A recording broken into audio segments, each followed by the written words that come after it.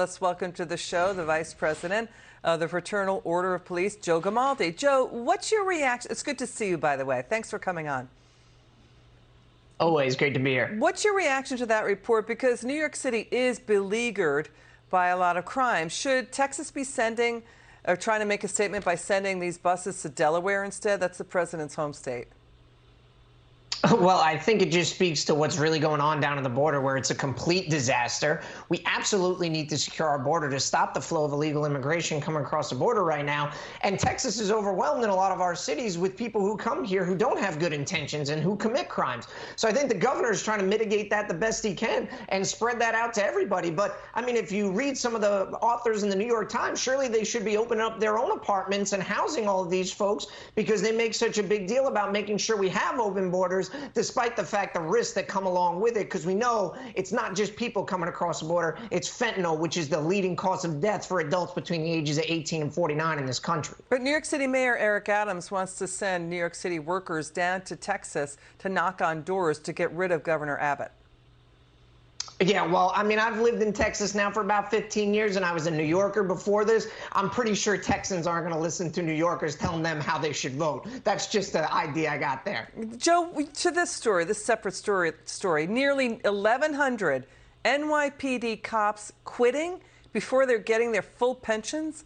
Joe, that's like a 71% jump versus last year. The NYPD is still hemorrhaging cops. What is the deal for a cop to quit before they get their full pension?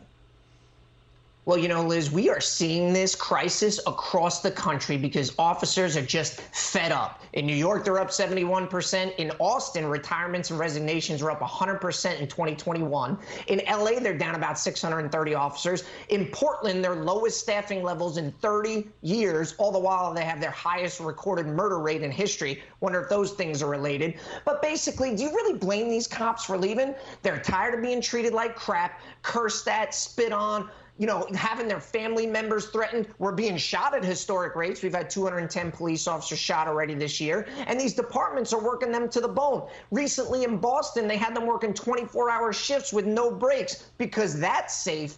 But you know what? You know what really bothers police officers the most and why they leave? Because that at any moment, even if they follow policy, training, and the law, they will be absolutely crucified and buried in public, have their lives ruined, all because some spineless politician wants to make an example of them, and we're all sick of it. You know, to your point, too, we're looking at the quit rates, too. Nearly 2,500 cops are filing to leave the NYPD this year. That's like 42% up, too. I mean, the numbers are pretty staggering. But then you have this. You have the New York Times getting criticized. One of their writers suggested to readers that they should be optimistic about just a 4% drop in murders over the past year. Joe, the murder rate rose nearly 40%, 40% in the years prior. So why are they cheerleading a tiny drop? You know, Liz, is there any group of people more out of touch with everyday Americans than the so-called journalist at the New York Times? I mean, this is Rich. He's trying to gaslight the public, saying we should celebrate for a 4% reduction while murders are up 40% over the last 2 years. Violent crime in New York is up over 40% this year. But you know what this really boils down to? Is these journalists sit comfy in their, comfy behind their desk. They're safe. They don't have anything to worry about. So they can expound and talk about how great these revolving door criminal justice policies are. And the New York Times widely supports them because they don't need to see the victims firsthand. They don't need to see the consequences of those revolving door policies. And, predictably enough, he blamed COVID, even though the violent crime spike started before that, and also because no other industrialized nation saw the same increase in violent crime that we did. So, I've got an idea for this guy. How about you slither out from behind your desk and come do a ride along with me, and you can see just how bad these victims have to suffer face to face, including our minority communities who have been impacted by these revolving door policies to the tune of 12 times the homicide rate for Black Americans to everyone else. It's ridiculous, and it has to stop. Joe Gamaldi, thanks for your service to our country. Come back soon.